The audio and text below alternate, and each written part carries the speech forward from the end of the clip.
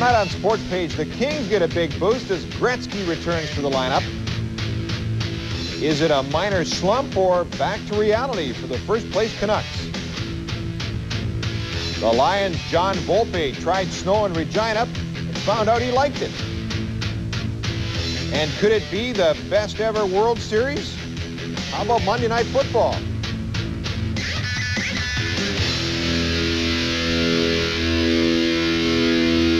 Oh, we got them both. We got a recap of last night's World Series, and we got Monday Night Football highlights coming up a little bit later. Right now, the Los Angeles Kings continue their Eastern road trip tonight in Detroit. The Kings have gone 1-2 to start the trip, but they got Wayne Gretzky back this evening as he returned after spending time with his father, who's been recovering from surgery to repair a brain aneurysm. And here's the big guy back in the lineup, and the Kings were happy to have him back. But the Wings open the scoring in the first. They are all over the Bandit. Daniel Berthiaume, Fedorov is in there, so is Burr, but it's Paul Eisbert who bangs in his own rebound, puts it upstairs, and it's 1-0 Detroit after one. Early in the second, the Kings pull even. It's Jay Miller to Dave Taylor out front to the big bird, Larry Robinson. He gets his first of the year, and it's 1-1. About 10 minutes later, the Wings defense takes a bit of a powder here. Nobody home to cover Tony Granato as he takes a pass from Marty McSorley. 2-1 Kings after 40 minutes. The Wings tie it up early in the third, and it's the same line that did the damage in the first period. Fedorov will tip in a pass from Sean Burr. It's a 2-2 hockey game. But less than 2 minutes later, the great one sets up Yari Curry, who misses on his first try but buries his second on the backhand. Kings go out in front 3-2. That's the sixth of the year for the fabulous Finn. Detroit ties it tonight, and they play pretty tough here. Yzerman spots Kevin Miller in the slot, rips it high to the glove side on the Bandit, and it's 3-3 with 11 minutes remaining. Then, with about 1:20 left in the game, the Wings cough it up in the neutral zone. Bob Kudelski will carry over the line, shoots, gets his own rebound, then feeds Granato, who slides it under Cheveldae. Looks like Sandstrom tipped it in, but Granato gets credit for the winner, and well, the Kings take it 4-3. So Gretzky is held to just a single helper in his return to the lineup, but the Kings still managed to make it 2 straight wins with a 4-3 decision. Tony Granato's second of the night, with just over a minute left, was the winner. The only other game on tonight's NHL schedule had the Leafs playing host to St. Louis.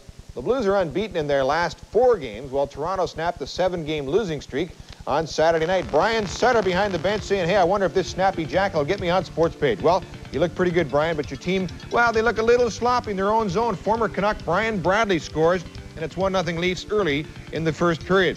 All the scoring in the first, and the Blues get one here. It's Adam Oates keeping it inside the line and setting up Gino Cavallini, and it's a 1-1 hockey game. Now the Blues with another opportunity. Adam Oates with some fancy stick handling here. He spots Jeff Brown. This shot goes off the post, and it stays 1-1. Then we see Brett Hull. It's his turn to test Fuhrer from outside the blue line, no less, and Fuhrer gets the big trapper on it. We fast forward to the second. The Blues had trouble clearing. Dave Ellett from the line spots Tom Fergus, but Curtis Joseph comes up with the butterfly save. Still in the same period, Mike Foligno cranks it up, gets around the defender, but he can't beat the goaltender. Now Brett Hull taking a rare face-off, and is he hungry for a goal or what? Steals the puck from Ellett, got the breakaway, but he hits Fuhrer right in the pads. A year ago, that would have been automatic. Leafs celebrate a bit prematurely here. They think they score. Zezel from the corner feeds Loisel, who fans on it. It crosses the line, but you guessed it, Foligno is in the crease. The goal is disallowed. This one ends tied at 1, and here's a look at the replay. The referee's enforcing the new rule to the letter of the law. Foligno clearly in the crease, although Zombo wasn't totally innocent either. So the Leafs limit St. Louis to just 17 shots on net as they provide Grant Fuhrer with a rare, easy night, but Toronto is forced to settle for a 1-1 deadlock. Curtis Joseph makes 29 saves as he earns the Blues a single point. St. Louis extends its unbeaten streak now to 5 games. Well, news from off the ice, the Blackhawks made a couple of moves today. In the trade department, Chicago picked up veteran defenseman Rod Busquets from Los Angeles in exchange for minor leaguer Chris Norton. But of much more importance to the fans of Chicago, goaltender Ed Belfour is back after ending his holdout. Belfour didn't get the 4-year, $4 million deal he was looking for, but he'll still be doing okay as he gets a 2-year contract worth about $1.8 million. Well, I think that you have to find a middle ground when you're dealing with these situations. Certainly, the marketplace right now is very unstable. No one really knows where it's going or where it is. And for that reason, I think these things take a little bit longer than they have in the past. We're just pleased to have Eddie back in camp. He means a lot to our hockey club. He was a big part of the success formula a year ago, and hopefully he's been able to maintain some kind of fitness program to this point to be able to come in and start work immediately. Elsewhere, Montreal, without centerman Brian Skrudland for at least a month. Skrudland suffered a sprained knee when he collided with Ulf Samuelsson during Saturday's game against Pittsburgh. Some of the Canadian players are claiming that Samuelsson stuck out his leg on purpose, producing a hit similar to the one that knocked Cam Neely out of the playoffs a year ago. In San Jose, the struggling Sharks are looking to shake things up a little bit by shuffling their lineup. Heading to the farm club are John Carter and former Canuck Craig Cox, while another former Canuck David Bruce is one of 4 players rejoining the big team. Closer to home, it was like old times at the Pacific Coliseum last night. The Oilers came to town and beat up on the Canucks. That's not supposed to happen anymore, but it did as Edmonton completed a weekend sweep of the Canucks with a 6-3 victory.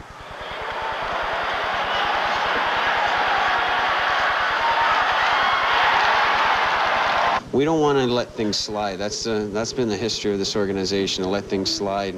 And I don't believe it will happen here. I don't believe with the character guys that it can happen here. So what happened this weekend? They beat us every way they could. First of all, aren't the Oilers supposed to be team turmoil, full of unhappy, underpaid hockey players? Everyone should get it straight. I mean, the Oilers have no problem whatsoever. Guys that want to get traded, then fine. Let's trade them, and that's our view. And we have a very close team and a really good team. There's no problems here whatsoever. And if people think that, then they're mistaken. Secondly, how could the Canucks play so well for 10 games, then so poorly the next 2? Pat Quinn blames his forwards. Our forwards were in a spin all night. We never finished any checks. They were able to jump by us, outnumber us all the time, and those things lose hockey games.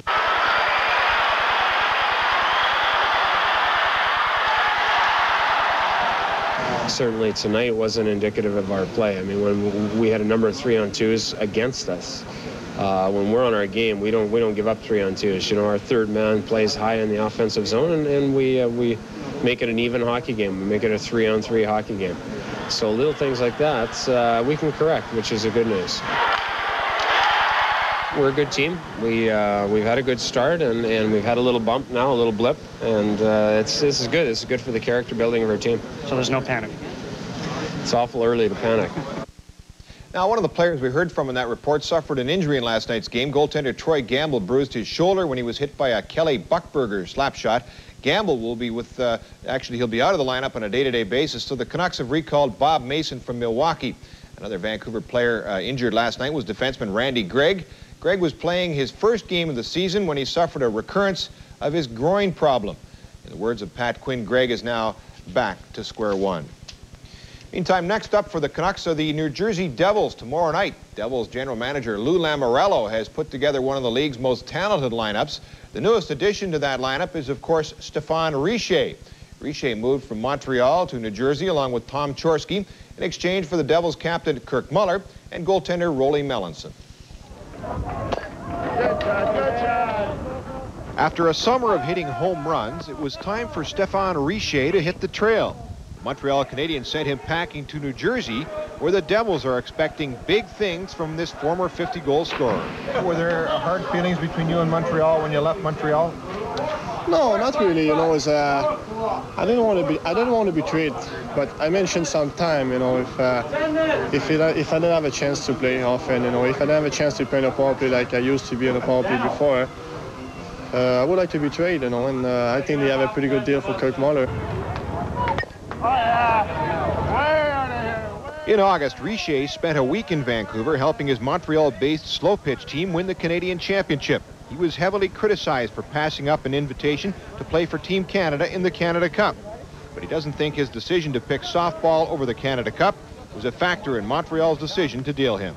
I think the decision was what already made, you know, before that. I think last year they tried to make some trade. My name was always in the newspaper every day, and I guess they didn't have a chance to trade me last summer or whatever. So I think this year I after they hear about the New Jersey, Mother didn't show up for the camp, even that Ken and Nicole. So they tried to make a good trade, and I think they did a good trade for Montreal right now. So far, they're doing pretty good over there. So I don't think that situation and I didn't go to Canada Cup changed something in my life. You know, that's a decision I took, and of course, every day other people ask me why I didn't go over there, but that was my decision. That was a family reason, and there's nothing I can do no more. Steal by Richer, saved by Richter. Injuries have slowed Richer's progress in New Jersey. He's missed several games due to a groin pull, and it may be one reason why the Devils are trying to discourage him from playing softball next summer. I have a good talk with the GM the other day, and he said I don't think next year I will be able to play softball, so maybe I'll just buy the team and be like anybody. I'll be in the stand and watch a game.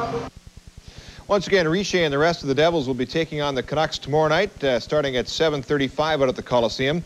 New Jersey will likely have the NHL's Player of the Week between the pipes, as Chris Terreri was given that honor earlier today. Right now, it's time for Sports Page Trivia. And as we told you earlier, Ed Belfour has a new 2-year contract as he gets rewarded for a rookie season that saw him post 43 victories, the third highest total in NHL history. So tonight's question, name the goalie who holds the league record for the most wins in a single year. And if you think you know the answer, why not pick up the phone right now and give us a call at 280-2588. After the break, John Volpe brings the snow home from Regina. Getting to know you, getting to know all about you. You're invited to get to know Geo. Getting to like you, getting to hope you like me. A bright new line of import-inspired cars designed to give you years of carefree driving. So get to know Geo. Getting to know you. At your Chevrolet Geo dealer. Now at Anno, the Master Sport 386 SL from Zenith. With 8 to 11 hours of battery power, this portable PC makes being tied to the office a thing of the past. For computers plus support service you can count on, call Anno Office Automation. Nice talking to you, Gordy. Hey, them's the breaks, kid. Hey, hockey's a tough game, but there's nothing tough about sports action. How easy is it to play? Can you draw a line through a box? Good, then you can play.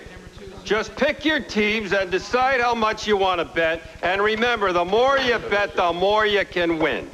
Get my game plan at Sports Action Retailers. Sports Action, you gotta love it. Hey, kid, love that shirt. Who's your tailor? All right, who's next? Me. What's this I hear about you drinking Coke in class? It was Pepsi. Coke, Pepsi, it makes no difference to me.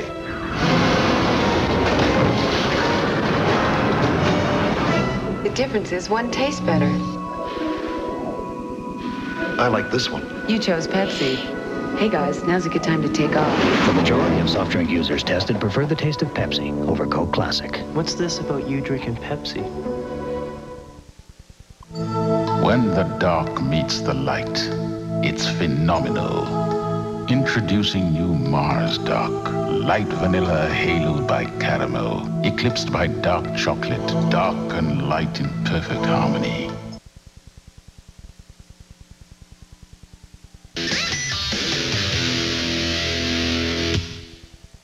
And welcome back, everyone. Things are getting pretty interesting in the CFL West, particularly for fans around Vancouver.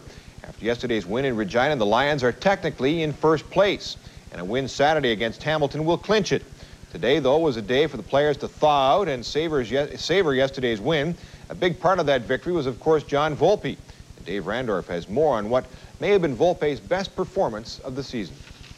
Up until yesterday, John Volpe had never played in the snow. Now it seems the guy can't get enough of it. He spent his day off up at Burnaby Mountain golfing. It's not supposed to snow on my golf day. I didn't know. They told me it didn't snow in Vancouver. I kind of expected it when I went to Saskatchewan. And in Saskatchewan, not only was it snowing for part of the game, but it was a lot colder. And Volpe was having a tough time playing in it for the first time. But Bobo Bilovic did not give up on his leading rusher. He's had confidence in this guy all year, and yesterday was no different. That makes a difference, really. You know, the first half, if Coach Obilovic didn't have as much confidence as he has in me, you know, he might have yank me and put, somebody else in. And as a running back, if you screw up 1 or 2 times, your coach is still going to give you the rock and let you make something happen. And Volpe did make things happen. After a slow start, he began to heat up on a chilly Taylor Field. My normal style is a cut back and a slashing style runner, and he told me you can't do that in the snow, just to run north and south and use your momentum to break tackles, and that's what I did in the second half, and it worked. Volpe finished with 160 yards along the ground to set a new club record for rushing yards in a single season. And he also scored 2 touchdowns to give him 20 on the year, which ties the league record for touchdowns in a season. So much for the snow slowing him down. If I can get that many yards and us win by that big of a margin, I'll play in it every day if I have to.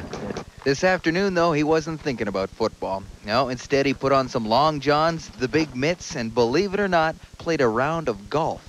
Hey, Remy Trudell's right here. We're getting ready, and he's got the swing down. Actually, look, see that right there? Yeah, we're out here. First tee right here, par 5, about 523 yards, I think. We're ready. Do you have any tips for people golfing in the snow? Keep the hat on. Second tip, we're 1 minute. And by the looks of that swing, John better not give up the old day job. Now, as we mentioned, things are getting interesting, I should say, in the Western Division, but unfortunately, they're also getting a little bit confusing. For now, the Lions are in first place, tied with Edmonton, but as long as BC wins its final game, they'll stay on top. Looking at the schedule, you've got to figure the Lions have the edge. Beating Hamilton shouldn't be too tough. But if we do get into a tie-break situation, BC beats Edmonton, but loses to Calgary. Now, if the teams all finish with the same record, the Stamps will get top spot because they have the best record in games between the 3 teams. All right, hope you got that all figured out. Now, we move south of the border. Second place in the AFC West was on the line tonight as the Chiefs hosted the Raiders. LA was looking to continue with tradition of Monday night excellence, but they were up against a team that had beaten them 3 of the last 4 times they've met. They were, a little bit early for Halloween, but trick-or-treating will be happening Thursday night down in Kansas City. First quarter, Chiefs with the ball. DeBerg looking for the screen, but great anticipation by Greg Townsend. Makes the interception on the 30, heads for the end zone, doesn't quite make it. Raiders couldn't punch it in. They had to settle for a field goal. Rough night for DeBerg in the early going. He's under pressure deep in KC territory. Townsend almost recovers in the end zone, but instead it's Tim Barnett with the recovery for KC. The Raiders get a safety and lead it 5-0. Now, still in the first quarter, Jay Schrader at the controls will hit swerving Mervyn Fernandez, makes the catch at midfield, heads for the end zone, and it is a foot race with J.C. Pearson, who eventually pushes him out of bounds at the 2-yard line. Next play, Nick Bell blasting over for the touchdown. Bell suffers 3 broken ribs in the play. Man, did he get popped. And he was finished for the evening. The Raiders led it 11-0. Late in the first quarter, Schrader and the Raiders threatening again, but this time it's picked off by Pearson, who tears down the sidelines, and he is run out of bounds on the LA 45, a 43-yard return on that interception. A few plays later, after the teams change ends, DeBerg makes no mistake as he hits Big Bill Jones for the TD. Chiefs back in at 11-7. Schrader answers before the half. Here he goes 37 yards to Steve Smith, and it's 18-7 Raiders at halftime.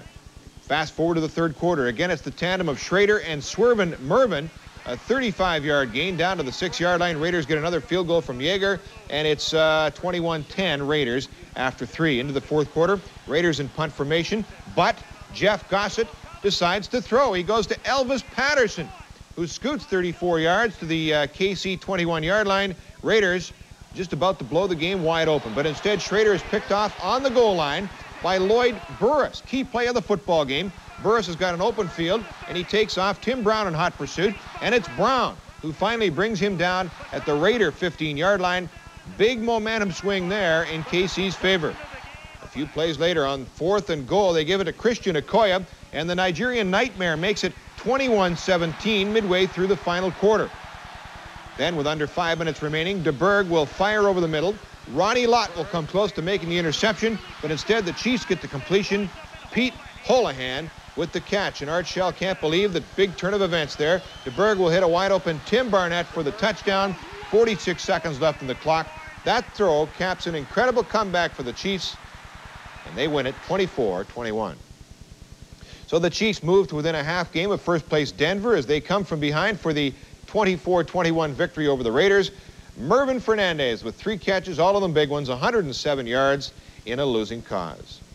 Other NFL news, Detroit may have to make its run and shoot work without Rodney Peete for the rest of the season. Peete injured his Achilles tendon in the Lions' 34-10 win over Dallas yesterday, and team doctors fear the tendon may be fully or partially torn.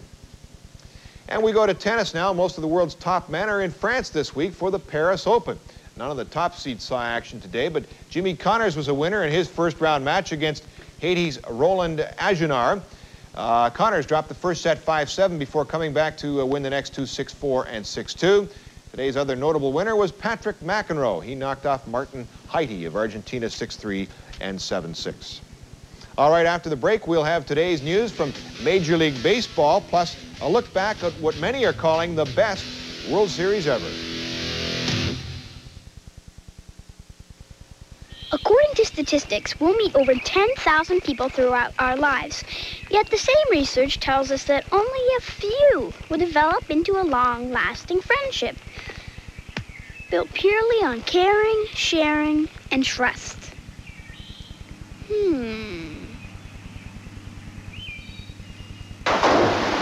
Then again, some relationships will also be built on senseless, immature fun. We lived in the city. My dad was a fireman. He used to say, never be scared, be prepared. Out here, I'm a teacher and a volunteer fireman, but I still don't get to ride the truck. You never know what's round the bend, so every Lumina Euro has anti-lock brakes and fully independent suspension. It's a Chevrolet. I like your company. Such a comfortable place to be. I like your company. You always make me feel like me. I like your company. New from GWG, the Great Western Garment Company jeans. I like your company. Come into Beaver Lumber and find out how our lowest price guarantee will save you money. It's your guarantee we won't be undersold on all advertised specials. Enjoy the convenience of a Makita cordless drill for only $39.98. Polished brass passage, privacy, and lock sets from only $7.99. Spartan's Neo-Angle shower stall beautifies any bathroom, $359.99. For more savings, check your flyer. Beaver Lumber, we're cutting the cost of home improvement.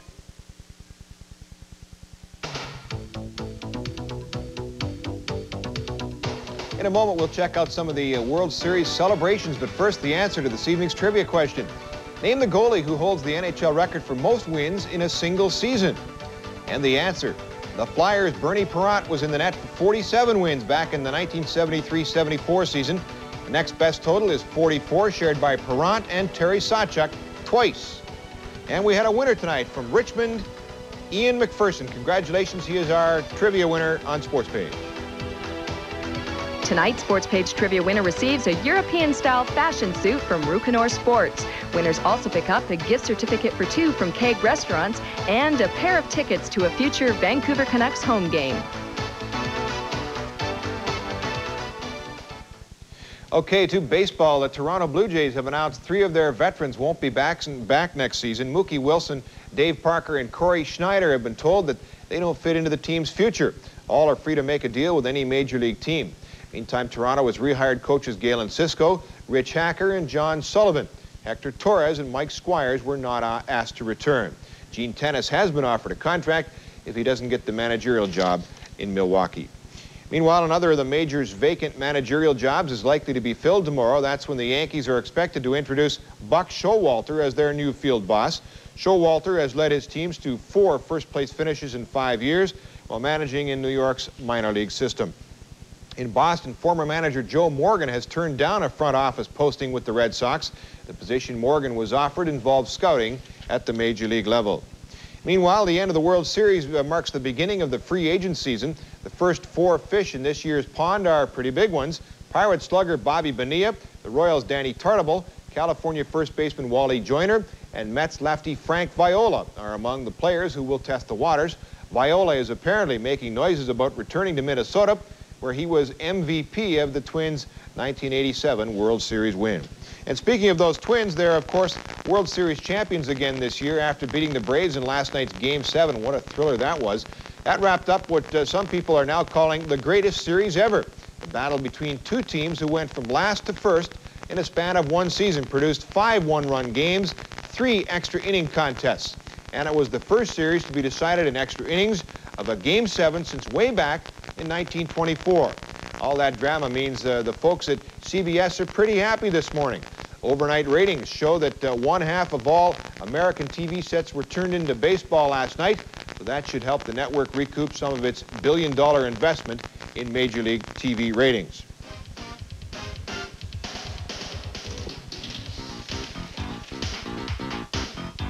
But if you think the people at CBS are happy, what about the fans of the Twins? Well, Minnesota took to the streets last night to celebrate their first, actually their second World Series win in 5 years. These festivities were obviously the unofficial ones, but the team will be given a full civic reception tomorrow. Meanwhile, the Braves return to Atlanta in the early hours of the morning, and to their surprise, somewhere between 6,000 and 10,000 fans were waiting for them. True, these guys lost, but as Jack Morris said last night, there were no losers in the series. The people of Atlanta will give their Braves a full ticker tape parade tomorrow. That celebration will also be going at the same time as the one in Minnesota. Recapping the big scores tonight, the Kings over Detroit at 4-3. The Leafs and Blues tied at 1. It was KC over the Raiders 24-21, and Belfour signed a $1.8 million 2-year deal with the Blackhawks. That's our story in sport this Monday evening.